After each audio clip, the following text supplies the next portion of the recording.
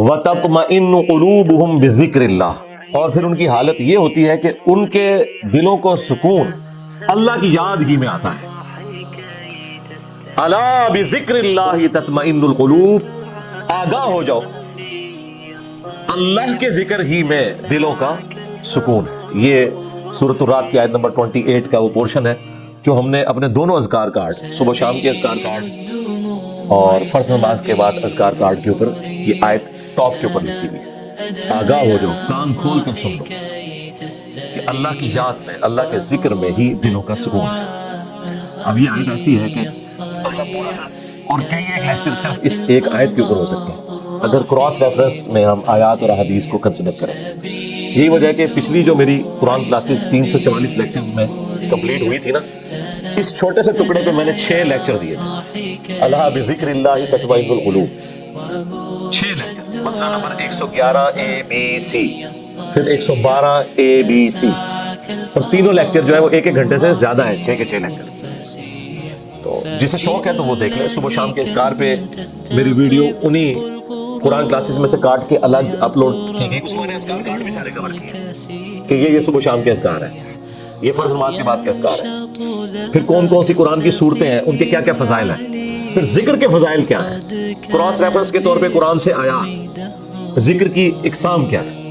دیکھیں ایک ذکر کی وہ قسم ہے جو اللہ تعالیٰ نے آپ کے اوپر اوبلیگیٹری کر دی ہے، اس کے بغیر چارہ نہیں، وہ ہے نماز. وَأَقِمِ الصَّلَاةَ لِذِكْرِي، میری یاد کے لیے نماز کو قائم رکھنا. اس کانٹیکسٹ میں بخاری مسلم میں حدیث ہے، نبی الاسلام ایک سفر میں تھے، رات کو مشورہ کیا کہ فجر نماز پڑھ کے ہی سوئیں گے، آپ سفر میں. کچھ اصحاب نے کہا کہ نہیں یا رسول اللہ تھوڑا سا آرام کر لیتے ہیں، ایک آدھ بندے کی ڈیوٹی لگا دیں وہ ہمیں جگا دے گا. حضرت بلال کی ڈیوٹی لگائی گئی اور وہ اپنی سواری پہ مشرق کی طرف رخ کر کے بیٹھ گئے کہ جیسے ہی صبح صادق ہوگی، جو پو پھوٹتی ہے فجر کا وقت داخل ہوتے وقت، جو رات کے اینڈ ہونے کی نشانی ہوتی ہے، تو باقیوں کو جگائیں گے. بس وہ بھی سو گئے. جو قوالی لکھی ہوئی ہے اس میں تو سورج بھی نہیں نکلا تھا، لیکن یہاں سورج نکل آیا کیونکہ یہ مسلم شریف میں لکھا ہوا ہے، وہ مولانا شریف میں لکھا ہوا ہے. بخاری میں تو تھوڑا سا حصہ ہے، مسلم میں پورا یہ واقعہ ہے. سب سے پہلے نبی الاسلام کی آنکھ کھلی اور سورج بلند ہو چکا ہے. آپ علیہ السلام نے کہا سب سے پہلے تو یہاں سے اٹھو نا، اس علاقے میں شیطان کا غلبہ ہے جس کی وجہ سے یہ سب کچھ ہوا. آگے چل کے پڑاؤ کر، آگے جا کے پڑاؤ کیا. نبی الاسلام نے اپنے مؤذن کو بلا کے پوچھا کہ بھی تیری ڈیوٹی لگائی تھی، آگے دیکھے اس نے اسٹریٹ فارورڈ جواب دیا، کوئی گستاخی نہیں. اس نے کہا رسول اللہ جس طرح آپ کو نیند آ گئی مجھے بھی آ گئی، ادھر تو بڑی گستاخی یہ شمار کیا جائے گا. تو نبی الاسلام نے کوئی نہیں ڈانٹا، بالکل نیچرل چیز ہے. اس زمانے میں اگر کوئی الارم ہوتا تو پھر ایسا ہوتا بھی نا.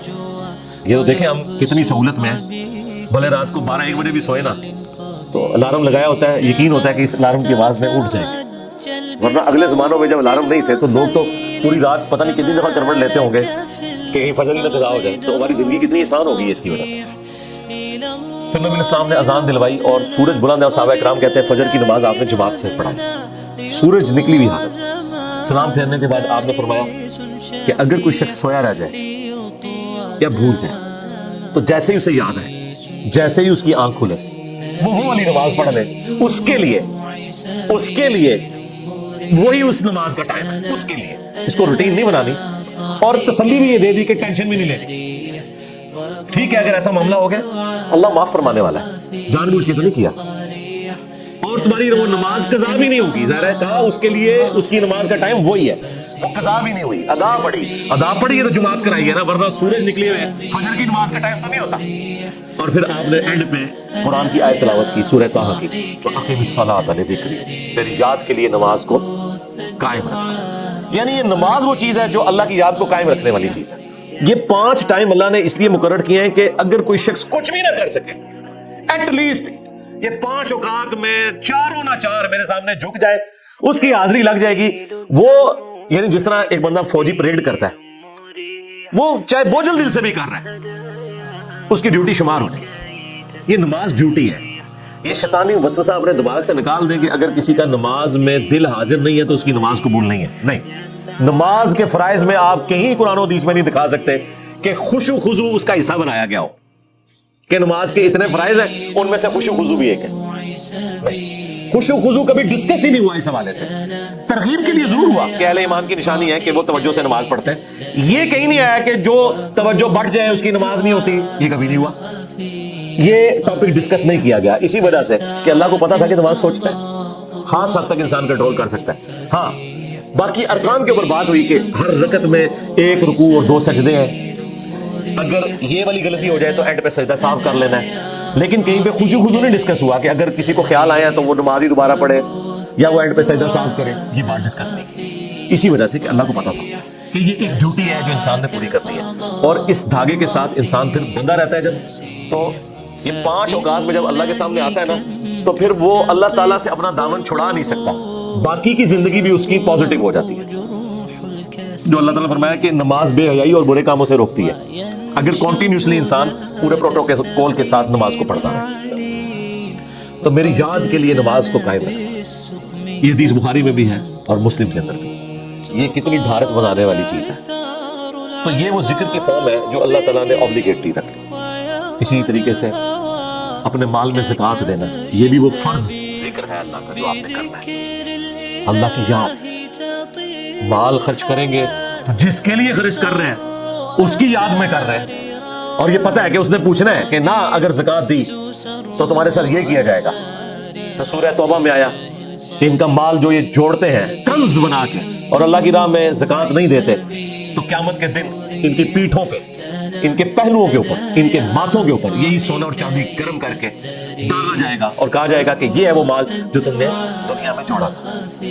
اور بخاری مسلم میں تو آیا کہ سانپ کی شکل میں مسلط کر دیا جائے گا, وَلِعَوْذُ بِاللَّهِ تَعَالَى. تو یہ ایک بڑا سینسٹیو ٹاپک ہے. اسی طریقے سے حج, وہ بھی فرض ذکر ہے.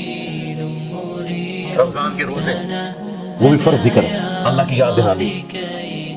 لیکن نماز ایسی چیز ہے جو روزانہ 5 وقت رکھتی ہے. یعنی کوئی کتنا بھی گیا گزرا ہے کچھ بھی نہیں کرتا, کم از کم 5 وقت اللہ کے سامنے جھکے, چاہے وہ دل سے جھکتا ہے چاہے وہ خشوع خضوع سے جھکتا ہے, اس نے اپنی ڈیوٹی پوری کرتے رہنا کرتے رہنا. ایک وقت آئے گا اللہ تعالیٰ استقامت دے گا. ترجمہ یاد کریں, خشوع خضوع کا اہتمام کریں, تو انشاءاللہ اللہ تعالیٰ یہ آسانیاں پیدا کر دے گا.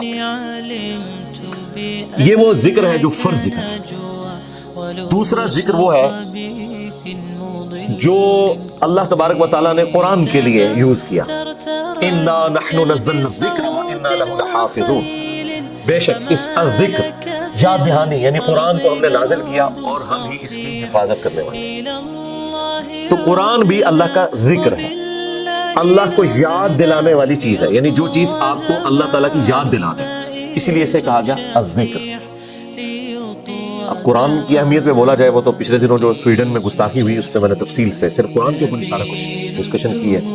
پھر ہماری یہ جو نئی والی قرآن کلاسز ہیں, اس کے پہلے 6 لیکچرز جو ہیں وہ قرآن سے ہی ریلیٹڈ ہے. 40 علمی پوائنٹ میں نے ڈسکس کیے تھے, جسے شوق ہے وہ دیکھ لیں. تیسرا جو ذکر ہے وہ ہے الذین یذکرون اللہ قیاما وقعودا وعلی جنوبہم. اہل ایمان کی نشانی ہے کہ وہ خواہ کھڑے ہوئے ہوں, خواہ بیٹھے ہوئے ہوں, خواہ وہ اپنی کروٹوں پر لیٹ رہے ہوں, ہر حال میں اللہ کو یاد رکھتے ہیں. حتیٰ کہ دیکھیں اما عائشہ سے پوچھا گیا جنابت کے کانٹیکسٹ میں, صحیح مسلم میں حدیث ہے کہ کیا اس حالت میں بھی نبی علیہ السلام اللہ کو یاد کرتے تھے؟ تو انہوں نے کہا کہ اللہ کے نبی ہر حال میں اللہ کو یاد کیا کرتے تھے, خواہ وہ جنبی بھی ہو. جنبی بندہ صرف قرآن کی تلاوت نہیں کر سکتا, نماز نہیں پڑھ سکتا, باقی ہر ذکر کر سکتا. صبح شام کے اذکار, باقی چیزیں, اس میں تو کوئی پروٹوکول بھی نہیں ہے. یہ غسل, وضو, کپڑے پاک ہونا, جگہ پاک ہونا, یہ صرف نماز کا پروٹوکول ہے. جو عام اذکار ہیں ان کا کوئی پروٹوکول نہیں ہے, وہ آپ جس مرضی حالت میں کریں. یہ لوگ کہتے ہیں جی آیت کریمہ بڑا گرم ہے جی, بغیر وضو کے نہیں کرنا چاہیے جی, خوشبو لگا لینی چاہیے. اور بھائی جس نے کیا تھا اس نے تو مچھلی کے پیٹ میں کیا تھا, سب سے زیادہ تعفر والی جگہ, یونس علیہ السلام. کوئی گرم ذکر نہیں ہے بھائی. وہ پھر ایسا ذکر ثابت ہوا کہ اللہ تعالیٰ نے ان کی اس غلطی کو, اجتہادی غلطی کو معاف کیا. اور سورہ صافات میں فرمایا اگر یونس یاد نہ کرتا ان الفاظ کے ساتھ تو جتنا اللہ تعالیٰ کا عطاب تھا نا, پھر یہ اسی دن مچھلی کے پیٹ سے نکالا جاتا جس دن مردے اپنی قبروں سے نکلیں گے. ایک جملے نے اللہ تعالیٰ کا غصہ ٹھنڈا کر دیا, لا الہ الا انت سبحانک انی کنت من الظالمین. لیکن سرکار یہ 3 دن اور 3 رات انہوں نے پڑھا ہے یہ وظیفہ. آپ ذرا ایک لمحے کے لیے سوچیں، 3 دن اور 3 رات، یہ کتنے بنتے ہیں؟ 72 گھنٹے۔ 72 گھنٹوں اگر آپ کو ایک ایئر کنڈیشن کمرے میں بھی مسلسل ایک ذکر کرنا پڑ جائے تو لگ بتا جائے گا۔ آپ ذرا اس شخص کے بارے میں امیجن کریں جو مچھلی کے پیٹ میں گم بندے رہا اور یہ بھی نہیں پتا کہ میں یہ کروں گا تو مجھے معافی بھی ملے گی کہ نہیں، اور وہ مسلسل ذکر کیے جا رہا ہے اور یہ بھی نہیں پتا کہ کتنا عرصہ میں نے یہ ذکر کرنا ہے، اور وہاں پہ بھی کسی کرسی میں نہیں بیٹھے ہوئے۔ مچھلی کے پیٹ کے اندر کیا حالت ہوگی؟ لیکن اللہ تعالیٰ نے اس کی دعا سنی، اتنی جاندار دعا تھی۔ میں تو کہتا ہوں یہ سید الاستغفار ہے، لا الہ الا انت سبحانک، اے اللہ تیرے سوا کوئی معبود نہیں، تو غلطیوں سے پاک ہے، انی کنت من الظالمین، میں انسان ہوں، میں تو غلطی کروں گا۔ اس سے بہتر کیا انداز ہو سکتا ہے عاجزی کا؟ اس سے بہتر کیا انداز ہو سکتا ہے اللہ تعالیٰ کی عظمت بیان کرنے کا کہ یا اللہ تو نے تو غلطی کرنی نہیں ہے، یہ تو طے ہے۔ تو اگر مجھ سے پرسش کر رہا ہے نا غلطی کی، تو میں تو انسان ہوں، غلطی کروں گا، اور مجھے اعتراف بھی ہے، میں تیری طرف رجوع لاتا ہوں، اللہ تعالیٰ نے معاف کر دیا۔ جامعہ ترمذی میں یہاں تک حدیث ہے کہ جو بھی یونس کی دعا کے ذریعے اللہ کی طرف متوجہ ہو، اللہ تعالیٰ اسے کبھی محروم نہیں ہوتا، اور یہ حصہ قرآن میں بھی ہے، وَكَذَلِكَ نُنْجِي الْمُؤْمِنِينَ، ہم مومنین کو بھی اسی طریقے سے نجات دیں گے۔ جب یہ دعا آئی نا سورہ الانبیاء میں، تو ساتھ یہ بھی ذکر آیا کہ انبیاء کی جو یہ دعائیں ہیں، خصوصاً یہ والی دعا یونس علیہ السلام کی، کوئی مومن بھی مانگے گا ہم اسے بھی نجات دیں۔ تو یہ جو دعائیں ہیں صبح شام کے اذکار ہیں، جس کے اوپر میں نے پورا بلو کارڈ لکھ دیا، اور فرض نماز کے بعد اذکار ہے، گرین کارڈ لکھ دیا، یہ فرض نماز کے بعد اذکار، یہ صبح شام کے اذکار۔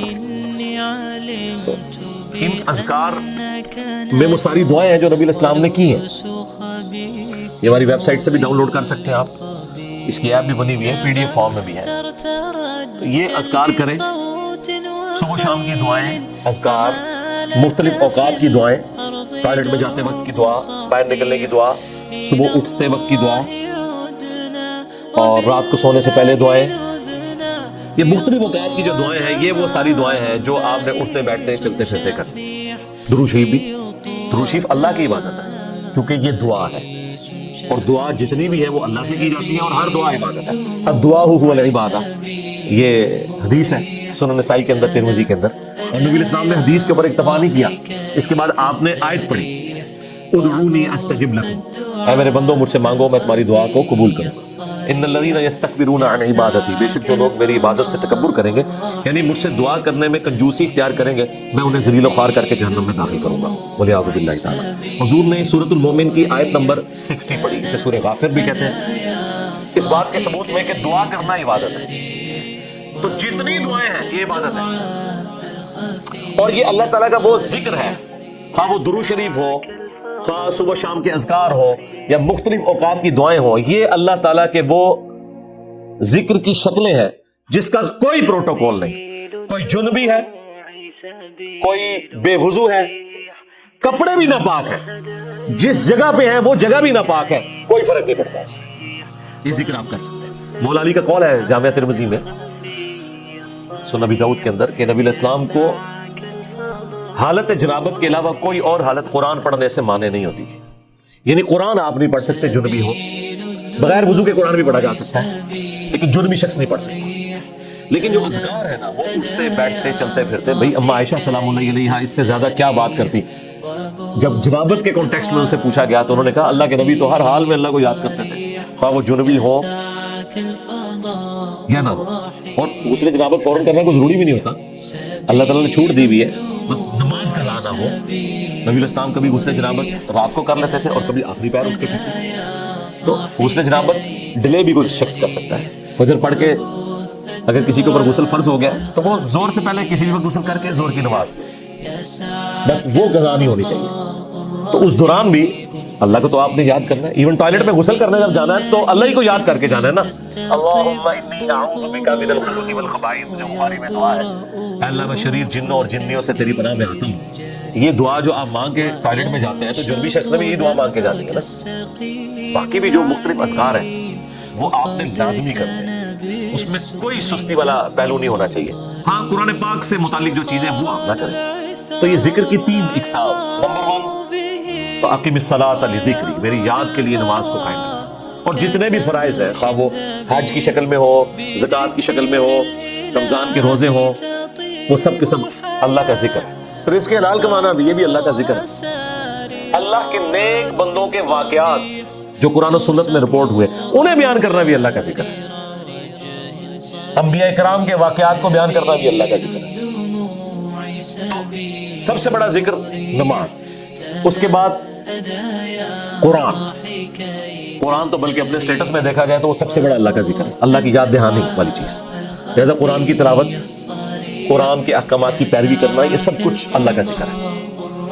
اور تیسرے نمبر کے اوپر صبح و شام کے اذکار، مختلف اوقات کی دعائیں، درود شریف، یہ بھی اللہ تعالیٰ کا ذکر ہے.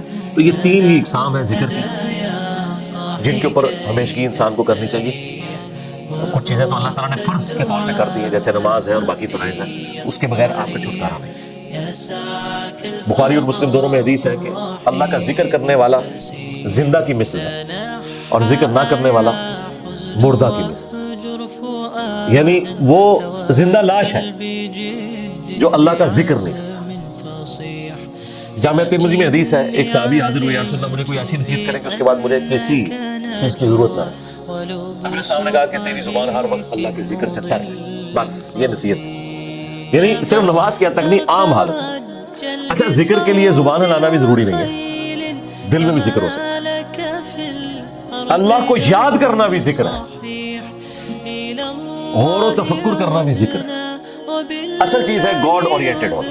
بخاری مسلم میں حدیث ہے، جب تم نماز پڑھ کے اسی جگہ پہ بیٹھے رہتے ہو نا جہاں پہ نماز پڑھی تھی، اسی مصلی کے اوپر، جب تک وضو نہیں ٹوٹتا نا، کچھ ذکر نہ بھی کرو، تب بھی فرشتے دعائیں رحمت تمہارے لیے کرتے رہتے ہیں. حتیٰ کہ بخاری مسلم میں ہے کہ جو شخص نماز کے انتظار میں ہے نا، اللہ تعالیٰ اسے بھی نماز کے اندر ہی شمار کر لیتا ہے. دیکھیں اللہ تعالیٰ کی رحمت ہے. یعنی یہ تو ایک نہ ختم ہونے والا سلسلہ ہے. بخاری مسلم دونوں میں حدیث ہے، میں اپنے بندے کے گمان کے قریب ہوں جیسا کہ میرے بارے میں گمان کرے.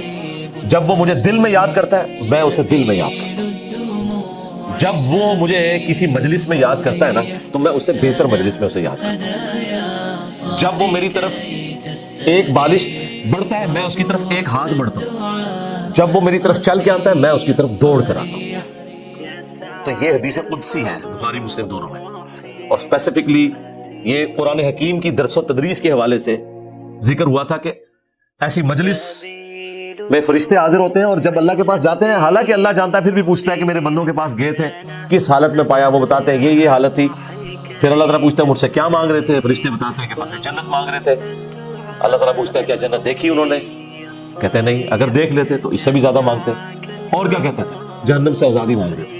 کیا جہنم دیکھی میرے بندوں نے؟ نہیں. اگر دیکھ لیتے اس سے بھی زیادہ اشد و بد سے مانگتے. اللہ تعالیٰ فرماتا ہے تم گواہ ہو جو میں نے سب کو معاف کر. اچھا، وہ فرشتے کہتے ہیں یا اللہ ایک بندہ ایسا تھا جو ویسے ہی وہاں پہ آ گیا تھا، اس کی نیت نہیں تھی لیکن وہ ان کی مجلس میں بیٹھا تھا. اللہ تعالیٰ فرماتا ہے کہ یہ لوگ ہی ایسے ہیں کہ جو ان کی مجلس میں بھی بیٹھ جائے گا ان کو بھی میں نے بخش دیا. وہ جو کہہ رہے ہوتے ہیں نا غوث پاک کے درس میں بھی اگر کوئی بیٹھ گیا، کہانیوں میں نہیں میرے بھائی، درس قرآن میں، وہ چاہے غوث پاک دے رہے ہو یا کوئی انجینئر پاک دے رہے ہو یا کوئی ڈاکٹر پاک دے رہے ہو، اگر اخلاص کے ساتھ کوئی اللہ کا ذکر کر رہا ہے، خالص توحید بتا رہا ہے، قرآن و سنت کی تعلیمات بتا رہا ہے، اس کی مجلس میں بیٹھنے والے کے لیے جنت کا راستہ آسان ہو جائے گا. وہ تو حدیث ہے صحیح مسلم کے اندر کہ جو علم کے راستے پہ چلتا ہے اللہ تعالیٰ جنت کا راستہ اس کے لیے آسان کر دیتا ہے. یہ تو بالکل اسٹیبلش چیز ہے. تو یہ ذکر ایسا معاملہ ہے کہ کوئی دل میں بھی یاد کرتا ہے نا، اللہ اس کو پھر دل میں یاد کرتا ہے. فَاذْكُرُونِي أَذْكُرْكُمْ، یہ تو قرآن میں سورۃ البقرہ میں ہے، اے میرے بندے مجھے یاد کر میں تیرا ذکر کروں گا اور اس سے بہتر مجلس میں کروں، فرشتوں کی مجلس میں کروں. اور انسان کی کتنی خوش نصیبی ہے کہ انسان اللہ کو یاد کرے، اللہ تعالیٰ اس کے رسپانس میں اسے یاد کرتا ہے. انسان کا اللہ کو یاد کرنا یہ چھوٹی چیز ہے، اللہ کا اپنے بندے کو یاد کرنا یہ بڑی چیز ہے. سنن ابن ماجہ میں حدیث ہے اور یہ تعلیقاً امام بخاری بھی حدیث لے کے آئے ایک چیپٹر کی ہیڈنگ میں، اور یہ اتنی رکت انگیز حدیث ہے کہ اس حدیث کو میں نے اپنے اذکار کارڈ میں بھی شامل کیا کہ میں اپنے بندے کے ساتھ ہوتا ہوں اس وقت جب وہ میرا ذکر کر رہا ہوتا ہے اور اس کے ہونٹ میرے ذکر کی وجہ سے ہل رہے ہوتے ہیں.